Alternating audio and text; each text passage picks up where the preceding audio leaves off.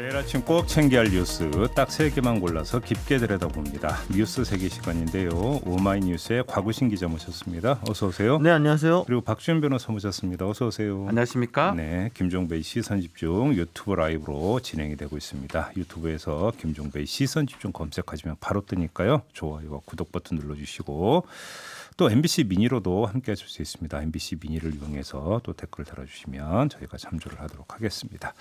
자, 첫 번째 뉴스가 볼까요? 네, 국내에서 처음으로 반려동물이 코로나19에 감염되는 사례가 나왔습니다. 경남 진주의 국제기도원에 머물던 모녀가 키우는 고양이였는데요. 어미 고양이와 새끼 고양이 2마리 중 새끼 1마리의 감염 사실이 역학조사 과정을 통해서 파악이 됐다고 합니다. 이 기도원은 현재까지 지금 100여 명의 확진자가 발생을 한 상황이죠. 해당 고양이는 현재 동물병원에서 격리 치료 중입니다. 또 반려견이 양성 반응을 보였다는 보도도 나왔는데요. 뉴스원 기사에 따르면 서울대 벤처기업인 프로탄바이오가 코로나19에 감염된 입원 환자가 기르던 프렌치 불독 종의 개에서 양성 반응이 나왔다고 주장을 했습니다. 견주가 격리되면서 반려견을 동물병원에 맡겼는데 이 검사에서 확진 판정을 받았다는 건데요. 미국이나 홍콩 등 해외에서는 이처럼 반려동물에게서 코로나 감염이 발견됐다는 보고가 이미 상당수 있었습니다. 다만 이제 손영래 중앙사고수습본부 사회전략반장은 인간에서 반려동물로 감염된 사례는 확인이 되지만 그 역방향은 확인되지 않았다라고 강조를 했지만 그럼에도 불구하고 이 전파 위험성에 대한 일부 불안은 커지고 있습니다. 그 역방향이 나타나면 문제는 정말 심각해지는 거죠. 방역 그렇죠. 자체가 불가능해집니다. 동물로부터 인간으로 감염이 된다 그러면 뭐 K 방역이고 뭐고 간에 자체가 불가능. 변이보다 훨씬 무서운 게 동물에서 인간으로 또 네. 반려동물이 상당히 많잖아요. 그렇죠. 그래서 상상할 수가 없는 상황이 생길 것 같습니다. 그러니까 지금 해외에서는 반려동물이 감염된 사례가 여러 번 나왔지만 우리나라에서는 아직까지 없었는데 이번에 고양이 사례가 처음 공식적으로 확인이 됐고 다른 사례들에 대한 주장도 잇따르다 보니까 반려동물을 기르시는 분들은 당연히 좀 불안감이 있을 수밖에 없을 것 같고요. 그리고 물론 방역당국이든 WHO든 다 역방향에 대해서는 없다. 지금까지 그런 사례가 없다라고 이야기는 하지만 또 사실 사람 심리라는 게 일말의 불안감이라는 게 또 있잖아요. 그러다 보니까 반려동물에 대한 이 코로나19 검사도 더 확대해야 되는 거 아니냐 뭐 이런 주장도 지금 나오고 있는 상황입니다. 근데 반려동물로 한정을 지을 이유가 없는 게 일단은 지금 인간의 생활권하고 겹치는 게 반려동물이기 때문에 이제 감염성과 사례가 나오는 거 있는 건데 네, 문제는 야생동물에게까지 안 간다는 지금 뭐 보장이 그렇죠. 없는 거잖아요. 그렇죠. 근데 문제는 야생동물은 이동의 자유를 200% 지금 누리고 있기 때문에 200 이상이죠. 예. 문제는 또 이렇게 되어버리면 전파 경로가 상당히 이건 뭐 거의 게릴라가 되어버린다는 그렇죠. 이야기가 되니까 문제가 좀 심각해지는 건데 참 정말 좀 잡았다 싶으면 다른 데서 그렇죠. 뭐가 나오고 잡았다 싶으면 또 여기서 뭐가 나오고 병원이 나오다가 지금은 동물까지 이제 감염까지 나오니까 그러니까 참 지금 쉽지 않습니다. 이혁수님이 지금 의견 주셨는데 동물로 가면 거의 무조건 변이가 되는 거 아닌가라고 이게 또 문제가 되는 네, 거죠. 그렇죠. 변이가 그렇죠. 되니까요. 네. AI 등의 사례 등을 보았을 때는 이제 그 바이러스들이 종을 넘어가서 감염을 거치는 과정에서 새로운 변이와 돌연 변이를 일으켜서 지금까지 또 대처할 수 없었던 새로운 종으로 분화되는 경우도 많이 있었으니까요. 네. 그런 것들도 상당히 또 시민들 입장에서는 우려가 될 수밖에 없지 않나. 특히나 또 반려동물 또 그 산책들 많이 시키시잖아요. 당연히 강아지 같은 경우는 신시켜줘야 되니까 반려견들이나 이렇게 산책을 하는 과정에서 반려견들 간의 접촉 혹은 반려견이 다른 이제 길고양이나 다른 그 개체를 만나가지고 넘어가서 전파가 될 경우에는 그게 또 확산될 수도 있다 보니까 그게 네. 가장 우려되는 상상할 부분이죠, 사실. 할 수가 하기 어렵습니다. 참. 아무튼 그 확진자 수는 이제 그 300m로 다시 이제 내려가긴 했더라고요. 네. 그리고 이제 조금씩 아무튼 이 12월에 이제 문제가 1월 넘어오면서 조금씩 이제 진정되는 기미를 좀 보이고 있긴 한데 이 추세가 좀 더 이제 그 확실하게 이제 이어지면서 좀 두 자릿수로 좀 줄었으면 하는 좀 소망이 있는 거고요. 그렇지 않겠습니까? 근데 또 이제 두 주면 또 설 연휴이기 때문에 물론 지난 추석의 경우에 준해서 본다면 이번에도 좀 이제 우리 국민들이 이동을 좀 자제를 하면서 방역에 협조를 하지 않겠는가 이렇게 좀 기대를 하긴 합니다만 그럼에도 불구하고 평소보다는 이동량이 늘 수밖에 없는 거 아니겠습니까? 그렇죠. 네. 그러니까 명절이다 네, 보니까 맞습니다. 예. 이것이 또 한 번의 고비가 될 텐데 여기에 동물 문제까지 이렇게 발생을 해버리면 8672님이 버려지는 반려동물은 없을지라고 이렇게 걱정을 해주셨는데 그럴 가능성도 있죠. 솔직히 말씀을 해서 반려동물에서 감염 사례가 나왔다 해서 혹시 괜한 걱정 때문에 네. 유기해버리는 이런 상황이 발생하면 안 된다는 점을 좀 미리 사전에 좀 말씀을 드려야 될 것 같습니다. 자, 아직은 안심할 때가 아니다. 네. 뭐 한마디로 정리하면 이런 거 아니겠습니까? 네, 그렇죠. 네. 자, 두 번째 뉴스로 넘어가죠. 이낙연 더불어민주당 대표가 기획재정부 국간지기를 구박한다고 무엇이 되는 게 아니다라면서 홍남기 경제부총리를 두둔하고 나섰습니다. KBS 심야토론에 출연해서 한 발언인데요. 이제 사실상 홍남기 부총리와 각을 세우고 있는 정세균 국무총리 그리고 이재명 경기도지사를 염두에 둔 우회 저격 아니냐 이런 말이 나오고 있습니다. 이낙연 대표의 말을 좀 옮겨보면요.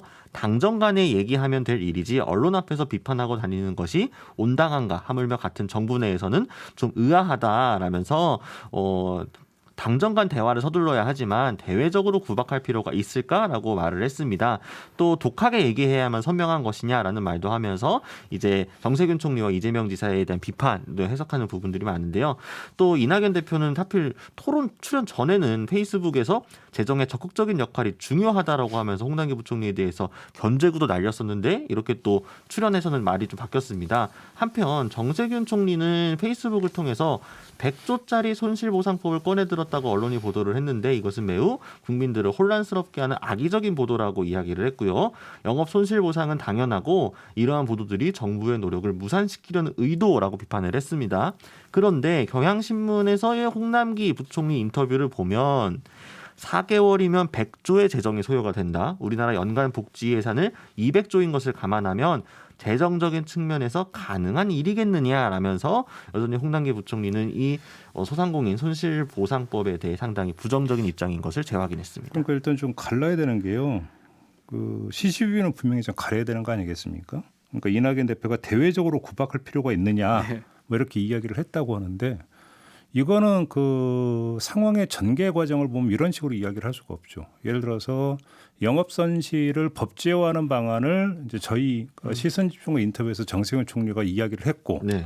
몇 시간 뒤에 기획재정부 차관이 공개적으로 그러니까 정세균 총리를 저격을 하지 않습니까? 반발했죠. 그러니까 대외적으로 먼저 그러니까 치고 나온 건 기획재정부예요. 그렇죠. 예. 그전에 그것도 거의 하극상 형태 비슷하게. 그렇죠. 그거에 대해서 정세균 총리가 이야기를 한 건데 대외적으로 구박했다는 이야기가 어떻게 성립이 됩니까? 이거는 선후 관계와 안 맞죠. 인과관계가 전혀 안 맞는 이야기가 네. 되고요. 계속 얘기를 하지만 손실보상은 헌법상 가능한 거고요. 그 정 총리의 그런 어떤 발언이나 그런 주장이 맞는 얘기입니다. 헌법상하고 법률상 맞는 얘기인데 네. 그것을 이제 뭐 부하라고 표현하겠습니다. 같은 정부 부처에 있는 내가 차관이 통화라는 위치에 있을 예, 총리가. 그거는 뭐 차관이 정반대 얘기를 했어요. 그것도 뭐 논리적으로 크게 맞지 않는 법제화 얘기를 했었거든요. 그렇기 때문에 뭐 사실상으로는 이 기재부에서 먼저 그렇게 잘못 밖으로 냈다고 얘기하는 게 맞는 것 같습니다. 그다음에 조금 전에 이제 곽우신 기자가 전해준 것처럼 경향신문 인터뷰에서 홍남기 부총리가 100조 원의 재정이 소요되는데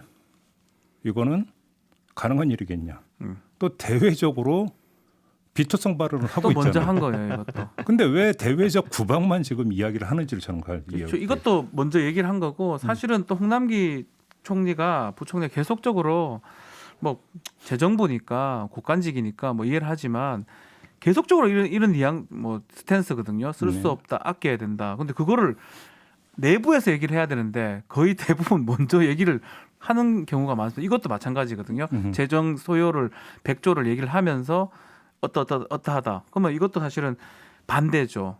내부에서 해결돼야 될 거를 먼저 밖으로 낸 거는 홍남기 부총리라고 보는 게 맞는 것 같습니다. 그러니까 어쨌든 정부에서 이견이 있는 거를 자꾸 언론이나 뭐 SNS 등을 통해서 서로 여론전을 하듯이 밖에 장 외에서 공방을 주고받는 모양새가 좋지는 않죠. 그러면 이런 당정 간의 이견이 있거나 정부 부처 내에서 이견이 있을 때는 내부적으로 활발하게 토론하면서 조율하는 게 제일 좋습니다. 근데 이제 기재부 1차관이 그런 식으로 반발을 한 이후에 정세균 총리가 몇 번 또 발언을 하고 또 이재명 지사도 발언을 또 얹고 이러면서 되게 대외적에서 확전된 추세거든요. 근데 거기에 또 이낙연 대표도 또 한마디를 계속 얹다 보니까 이거 자체가 사실 지금 요 핵심적인 본질적인 내용 그래서 우리 소상공인 손실보상을 어느 정도 규모로 어디까지 해줘야 되느냐에 대한 논쟁과는 별개로 주요 정치인들 사이에서 약간 정무적인 판단으로 논쟁만 하고 자기 정치하는 거 아니냐 혹은 국민들이 봤을 때는 혹은 언론이 바라볼 때는 여권 내에서 이렇게 이견이 있으니까 싸우고 있다 이런 쪽으로만 오히려 초점이 맞춰지는 경향이 있거든요. 아니 그러니까 당정 간의 소통을 원활히 해야 되는 것은 당위죠. 네. 저번에 JB타임에서 이제 그 점을 지적을 한 바가 있는데 뭐 거의 당정청 회의가 열리고 당정 협의라고 하는 것도 거의 일상적으로 이루어지기 하는 때문에 거니까요. 거기서 조율이 되는 게 당연히 맞죠. 그리고 이제 거기서 소통이 원활하게 이루어진다면 대외적으로 엇박자 내는 발언이 나올 이유도 없는 거고. 근데 어제 고위 당정청 회의가 열렸는데 홍남기 부총리가 불참했다는 거 아닙니까? 그렇죠. 뭐 이유는 감기 몸살이라는 이유를 댔다고 하는데 실제로 그것 때문인지 아니면 다른 이유 때문인지 이것도 검증이 돼야 되는 것 아니겠습니까? 이런 점에서 놓고 본다면 또 한 가지는 이런 게 있는 거죠. 대외적으로 그렇게 되는 부분에 있어서는 일정하게 지금 그 삿바 싸움 비슷한 게 이제 들어가 있는 거 아니겠습니까? 네. 기재부는 돈 없어, 배째 돈 아껴야 돼. 이런 거고 지금 정치 파트에서는 이거는 저 헌법 위반과 보장하고 있는 것이 좀 어떻게든 해야 돼. 네.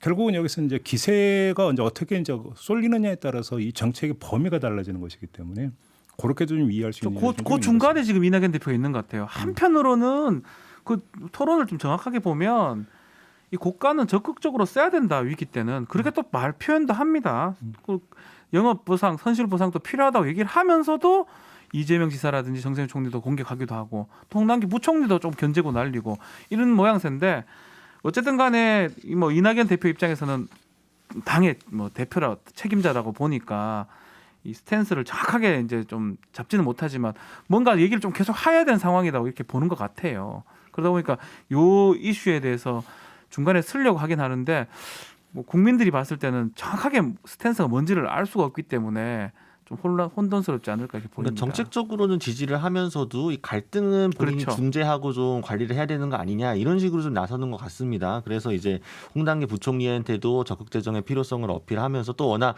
두 사람이 친분 관계가 있다고 하니까 설득에 자신이 있는 거 아니냐 그래서 이런 말을 한다라는 보도도 나왔는데 한편으로는 이재명 지사 정세균 총리한테도 너무 대외적으로 홍당기 부총리에 대해 비판을 하는 것은 모양새가 좋지 않으니 자제해달라 이런 식의 양쪽을 다 공격하는 하는 이 모양새 같아요. 전선으로 가고 있는 것 같은데 효과가 있을지 조금 두고 봐야겠죠. 이게 그다음에 엄밀하게 이제 그 마지막으로 그걸 갈라서 얘기를 하면 설득이라는 표현을 쓰셨는데 기획재정부는 의사결정의 주체가 아니에요. 그렇죠. 엄밀하게 얘기를 하면 다시 말해서 어떤 그 결정이 이루어진 거에 대해서 집행을 하는 파트죠. 기획재정 같은 경우는 그렇기 때문에 어떤 권한을 가지고 뭔가 어떤 방향을 결정하는 주체는 아니라는 점을 분명히 할 필요가 이것도 있어요. 얘기를 해야 됩니다. 책임은 기재부가 지는 게 아니에요. 그러니까 엄밀하게 대통령이나 그런 데서 지는 거예요. 그런 정책 어떤 책임은. 결국은 어떤 그 대통령의 어떤 결단이 필요한 그렇죠. 것이고 어떤 대통령의 결단이 이루어지는 과정에서 당에서는 어떤 그 국민 여론이라든지 이런 것들에 대해서 어떤 건의를 할 수가 있는 거죠. 의견 수렴을 하는 거죠. 그 과정에서 결단이 이루어진다면 부처는 집행을 하는 따라야 거죠. 되고 그 책임은 대통령이 져야 되는 거고요. 그렇기 기재부가 지는 게 때문에 아니고. 어떤 소통의 어떤 결이 무엇인지는 좀 분명히 할 필요가 있다. 네. 요즘도 좀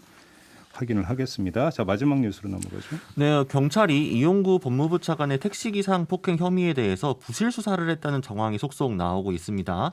택시기사가 폭행을 당하는 이 블랙박스 영상을 수사관이 확인을 하고도 없었던 것처럼 덮은 거 아니냐 이런 주장이 계속 나오고 있는 건데요. 택시기사 당사자는 물론이고 블랙박스 업체 역시 블랙박스 이 영상의 존재를 경찰이 알고 있었다라고 주장을 하고 있습니다. 그래서 지금 경찰은 해당 영상을 확인했음에도 모른 척했다는 이 수사관에 대해서 대기 발령 조치를 내리고 청문수사 합동진상조사단을 편성을 했습니다. 13명 규모인데요. 조사에 착수를 했고 해당 영상 역시 이 조사단에서 확보를 했다라고 합니다.